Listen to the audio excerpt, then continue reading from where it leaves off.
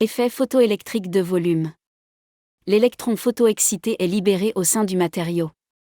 Il présente deux variantes à savoir, l'effet photoconducteur, l'effet photovoltaïque. Application, détecteur photoconducteur et photovoltaïque. Détecteur photoconducteur. Ils exploitent l'effet photoconducteur, le principe utilisé est celui de la variation de la conductivité électrique du matériau suite à l'éclairement lumineux ou un rayonnement électromagnétique. En effet, la photoconductivité est l'émission, en interne, d'électrons par un matériau semi-conducteur lorsque celui-ci est exposé à la lumière ou un rayonnement électromagnétique. La cellule, présentée ci-contre, est polarisée par une tension V, et qui débite un courant I, par l'intermédiaire de contacts ohmiques. Sous un éclairement lumineux, il y a création de photoporteurs, et donc augmentation des porteurs dans le dispositif, cela entraîne une augmentation de conductivité du matériau et donc de la conductance de la cellule. La conséquence de cette émission photoélectrique se traduit par la variation de la conductivité électrique, donc de la résistance électrique, du matériau composant le détecteur lorsqu'il est soumis à un rayonnement. Le matériau peut être un métal ou un semi-conducteur. Application de la cellule photoconductrice. La photorésistance, résistance dépendant de la lumière. La partie sensible du capteur est une piste de sulfure de cadmium en forme de serpent. L'énergie lumineuse déclenche une augmentation de porteurs libres dans ce matériau, de sorte que sa conductivité augmente, diminution de la résistance électrique.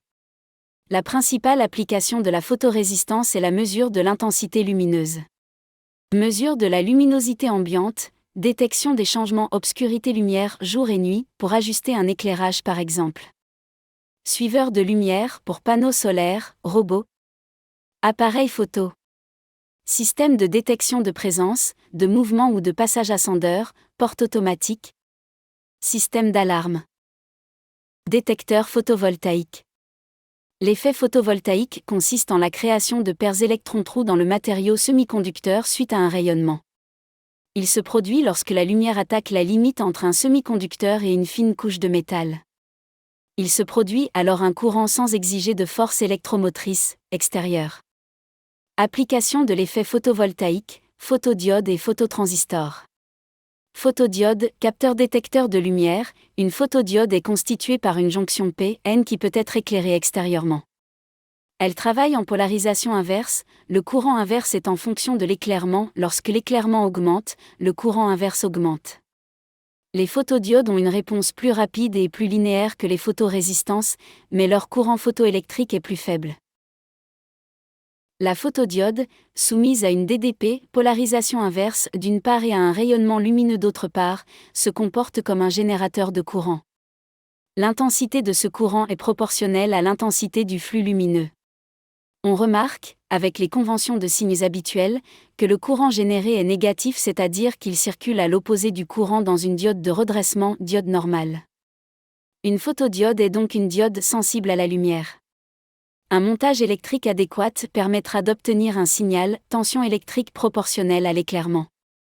Application, détection de passage, détecteur de présence, récepteur d'impulsion dans la mesure de vitesse par roue codeuse.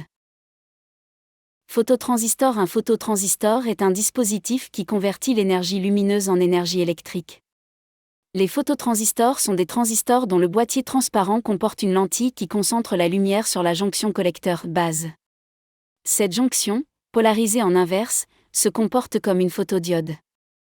Ils sont similaires aux photorésistances, mais ils produisent du courant et de la tension contrairement aux photorésistances qui ne produisent que du courant.